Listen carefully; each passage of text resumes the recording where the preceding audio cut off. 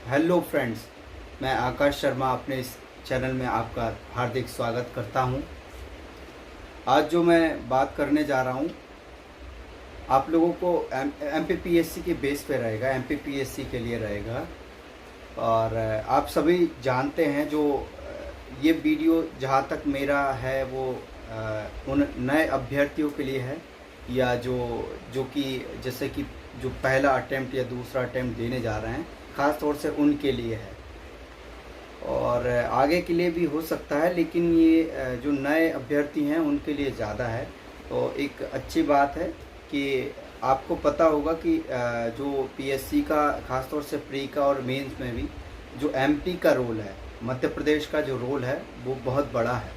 जैसे कि अभी पिछली परीक्षा में जो 2021 की परीक्षा हुई है प्रीलिम्स की, उसमें आप देखेंगे कि लगभग 39, मैंने खुद ने एनालिसिस किया है और देखा है कि लगभग 39 क्वेश्चन डायरेक्ट या इनडायरेक्ट रूप से कहेंगे, डायरेक्टली कहेंगे कि एमपी की बुक से पूछे जा रहे हैं और एमपी से आ रहे हैं। और इसमें से लगभग 5 से 6-7 क्वेश्चन ऐसे होंगे जो बहुत ज़्यादा डीप या कहेंगे थोड़ा डीपली आ रहे हैं। बाकी तो सब नॉर्मल किसी एक बुक से भी आप पढ़ेंगे तो आप उनको सही कर सकते हैं। अब होता क्या है कि एमपी का इतना इम्पोर्टेंस देख के जो नए अभ्यर्थी होते हैं वो क्या होता है, बहुत कन्फ्यूज़न में रहते हैं। ये क्योंकि मैंने भी एक जो शुरुआत की थी उस समय मैंने भी इस चीज़ को फेस किया था कि जैसे एमपी का इतना वेटेज रहता है, ये सोच के मैंने भी तरह तरह की मतलब 3-4 बुक मैंने बुक खरीदी थी, और वो भी एक के बाद ऐसा करके। तो जो कि आपको नहीं करना है। जैसे मैंने सबसे पहले मुकेश माहेश्वरी की बुक खरीदी थी, फिर उसके बाद मैंने एक भदौरिया जी की वो एमसी ग्रोहिल की जो बुक आती है वो मैंने खरीदी थी। और फिर मुझे लगा कि शायद फिर मैंने, हालांकि अभी उतना तैयार उस समय मेरा उतना तैयार नहीं था एमपी, और फिर मुझे लगा कि कुछ और पढ़ना पड़ेगा। तो तथ्यवान का कुछ आता है वो भी लिया था मैंने। फिर जाके मुझे किसी कहीं ना कहीं से इन सब को देखने के बाद एक पुणेकर बुक मिली। पुणेकर को मैंने, आप भी जानते होंगे पुणेकर को, फिर मैंने अपनी एक पक्की बुक के तौर पे, या कहेंगे कि उसके मूल स्रोत मैंने उसी को माना अपना। तो अभी मैं फ़िलहाल पुणेकर को अपना बेस लेकर चलता हूँ। तो आपको भी कोई एक इनमें से ये सारी बुकें अच्छी हैं, आपको इनमें से कोई एक बुक चुनकर और बस उसी को बार बार रिवाइज़ करना है। क्योंकि आप जैसे मैंने क्या किया था कि सभी बुक को पढ़ा था और थोड़ा मतलब पढ़ा सारा था, लेकिन किसी एक टॉपिक को मतलब एक ही पेज को बार बार नहीं देखा था। सारी बुकों में से थोड़ा थोड़ा पढ़ के समझ में सब कुछ आ रहा था, लेकिन याद नहीं हो रहा था। तो ये चीज़ बहुत विशेष है, आपको ख्याल रखना चाहिए। केवल एक बुक पढ़ें और बस अधिकतर आप बस एक ही बुक में से काम हो जाएगा, और फिर आपको खुद समझ में आ जाएगा आगे कि आपको कोई दूसरी बुक की आवश्यकता है या नहीं, वो आप खुद समझ जाएंगे। अभी आपको जो नए अभ्यर्थी हैं केवल एक ही बुक रखना है अपने साथ, बाकी को सबको साइड में रख देना। जैसे मैंने भी पहले ये एमसी ग्रोहिल की ली थी और एक मुकेश माहेश्वरी की ली थी, है ना, वो भी मेरे पास रखी है। और ये जो फिर मैंने ये पुणेकर का जो है, ये पुणेकर की बुक मैं पढ़ रहा हूँ, और अभी इसको ही मैंने बेस बना के चल रहा हूँ। और ऐसे ही एमपी का जैसे करंट का होता है, अब पिछली बार आप देखेंगे 2021 में जो प्रीलिम्स हुआ है उसमें 8 क्वेश्चन एमपी के करंट से हैं, है ना। उन्हीं 39 क्वेश्चन में से ही बता रहा हूँ मैं कि 8 क्वेश्चन जो थे वो करंट अफेयर्स से थे, जो कि एमपी का था।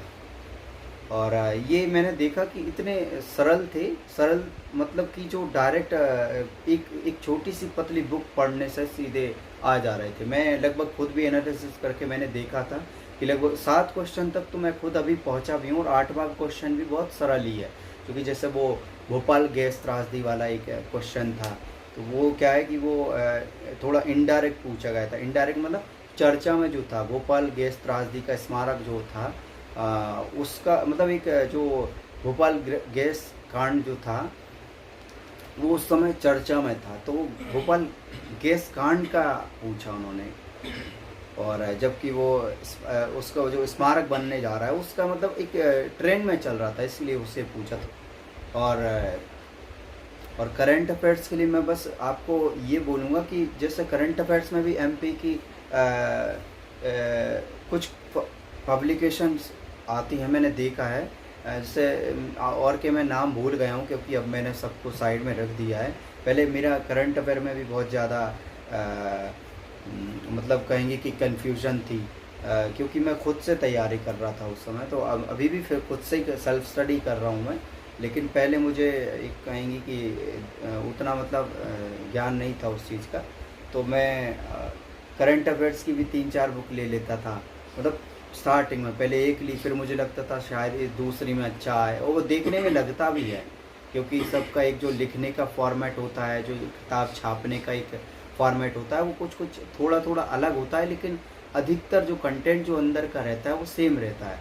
तो अपने को इस चीज़ से कन्फ्यूज़न क्रिएट नहीं करना है ना। तो अपने को कोई एक करंट अफेयर की बुक ले लेना है। जैसे मैं पुणेकर की फॉलो करता हूँ, तो पुणेकर की बस एक बुक ले लेता हूँ मैं। ऐसा ही कुछ आपको जो भी अच्छा लगे, आप आपके जो भी सीनियर हैं आप उनसे सलाह ले सकते हैं। और कोई एक बुक एमपी की और एक बुक एमपी करंट की, बस ये चीज़ें रखिए। इसको ही आप बार बार दोहराइए। लगभग आपके 30+ क्वेश्चन आपके बिल्कुल तैयारी समझिए। तैयार मतलब कि आपके हाथों में समझिए। किस में कुछ एग्ज़ाम है ना, उसमें आपके 30 से ऊपर ही आप क्वेश्चन बिल्कुल डायरेक्ट आपको दिखेंगे उस चीज़ में। एमपी के करंट अफेयर के लिए जैसे मैंने उस समय केवल एक ये बुक थी जो 2021-22 की थी, पुणेकर की ये। तो इस बुक को मैंने जैसे, और इसके बाद फिर अभी मैं इसको, ये तो मेरी तैयार है ही, और इसके बाद फिर मैं इसको जो 2023 की समसामयिक अभी जो मैं लाया था, जनवरी 2022 से जनवरी 2023 तक का है, इसमें करंट अफेयर है, तो इसको तैयार कर सके। इन दोनों के बीच में एक बुक आई थी, मैं उसको ले नहीं पाया था, और मैं अभी उसकी किसी तरह से व्यवस्था कर लूँगा हालांकि। तो आपको बस एक बुक जो करंट की अभी है, केवल जैसे मैं एक फॉलो मैंने देख लिया, क्योंकि मैं बहुत बुक ले चुका हूँ। मतलब कहेंगे कि मुझे कहीं से ये पता लगा, मतलब एक मुझे लगा कि संसाधनों की कहीं से कमी नहीं होना चाहिए, है ना। तो उसका, और फिर उसका दुष्परिणाम मैंने शायद कहीं तक उतना अंदाज़ा नहीं लगाया था। जैसे कि मैंने अधिकतर चीज़ों की कहेंगे कि मैंने जैसे ज्योग्राफी के बहुत, मतलब एक सब्जेक्ट के लिए मैंने 2-2 बुक रेफ़र कर दी, तो वो गलती हो जाती है, वो अपने को करना नहीं है। अब जैसे ज्योग्राफी के लिए था, तो ज्योग्राफी में मैंने जैसे मेरा पहले बेस थोड़ा कमज़ोर था, बेसिक मेरी कमज़ोर थी। तो मुझे सबसे पहले जब मैं शुरुआत की थी मैंने, तो जो एनसीईआरटी होती है, एनसीईआरटी पढ़ी थी मैंने। और एनसीईआरटी, हालांकि जो स्टैंडर्ड बुक जो मैंने फॉलो की, उसको फिर उसको पहले मैंने जब पढ़ के देखा तो मुझे सच में कुछ भी समझ में नहीं आता था, या कहेंगे कि मुझे जो समझ में तो आता था, लेकिन वो कहेंगे कि कहीं ना कहीं मैं रट लेता था उसको। तो ये चीज़ होती थी, मतलब चीज़ें उतनी क्लियर नहीं होती थी। तो मैंने एनसीईआरटी फॉलो की, और फिर उसके बाद फिर मैंने बुक का था, तो संसाधनों का मुझे पता है वो था कि संसाधनों की कमी नहीं रहना चाहिए। तो उसके चक्कर में मैं, और हालांकि मुझे उतना जानकारी भी नहीं थी, क्योंकि मैंने अपने जो मेरे सीनियर थे वो मतलब मेरे डायरेक्टली टच में नहीं थे, और या फिर मैं खुद भी इसका अभाव में रहा, ये कहना चाह रहा हूँ।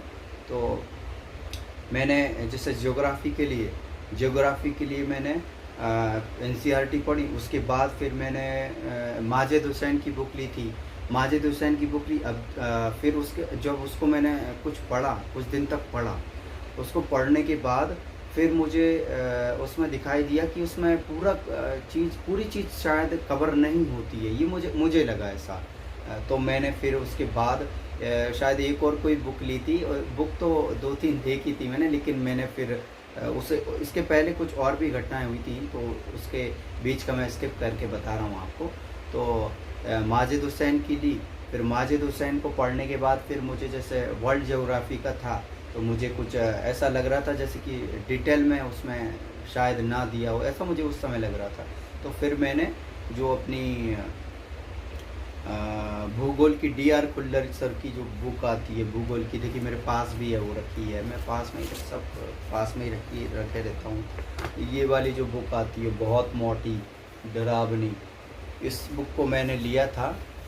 तो फिर इसमें इसको पढ़ा मैंने। हालांकि इसको पढ़ने के बाद मुझे सच में एक संतुष्टि आती है। हालांकि इसको पढ़ने में बहुत ज़्यादा समय लगता है, लेकिन एक संतुष्टि ज़रूर मुझे बहुत अच्छी इसमें इसको पढ़ने के बाद आई कि मुझे लगता है कि अब क्वेश्चन कहीं से भी वो चीज़ अलग है कि एक अपवाद स्वरूप कोई क्वेश्चन आए उसका मैं उत्तर ना दे पाऊँ, लेकिन एक कॉन्फिडेंस मुझे आ जाता है कि इसको पढ़ने के बाद मुझे ज़रूर मुझसे क्वेश्चन पूरे बन जाएंगे। पूरे नहीं तो कुछ लगभग अधिकतर क्वेश्चन जो है वो बन जाएंगे। और इसका भी एक था कि जैसे पहले बुक मैंने ये डी.आर. ये वाली बुक ली थी, और ये मैंने ओल्ड वाली ली थी क्योंकि उस समय मैं बहुत ज़्यादा बुक ख़रीद रहा था, जो कि आपको फालतू नहीं ख़रीदना है। तो ये ख़रीदी, फिर मुझे लगा कि इसमें जो आंकड़े दिए रहते हैं, जो जैसे कुछ जो भी जैसे खनिज का है तो उसकी कुछ आंकड़े दिए कि कितना भंडारण किस ईयर का जो है, ऐसा उदाहरण दे रहा हूँ। तो ऐसी कुछ जो रिपोर्ट्स रहती हैं, उनके जो आंकड़े रहते हैं, तो मुझे लगा कि इसमें शायद वो पुराने होंगे। हालांकि ये जो था वो 2011 का कुछ कॉपीराइट था, ऐसा कुछ है। तो फिर उसको मैंने हालांकि सही किया, मैंने फिर उसको चेंज कर दिया। फिर मैं नई बुक अभी फ़िलहाल लेके आया था, मुझे लगा कि इसमें शायद नए आंकड़े आएंगे, हालांकि आए भी हैं। जो ये जो है 2021 का था, 2021 का। फिर मैं इसका जो वो ये आप शायद देख पा रहे होंगे, ये लेके आया हूँ। अब इसी को, अब बस इसी को मैं लगभग अब जब तक भी मेरी पढ़ाई चलेगी, मैं केवल इसी बुक को ज्योग्राफी के लिए पढ़ूँगा, बस। इसके अलावा और कुछ भी नहीं पढ़ूँगा, ये मैंने बस ठान लिया है। अब कहेंगे कि मैंने अब जैसे ज्योग्राफी के लिए अदर बुक से संन्यास ले लिया है, ऐसा।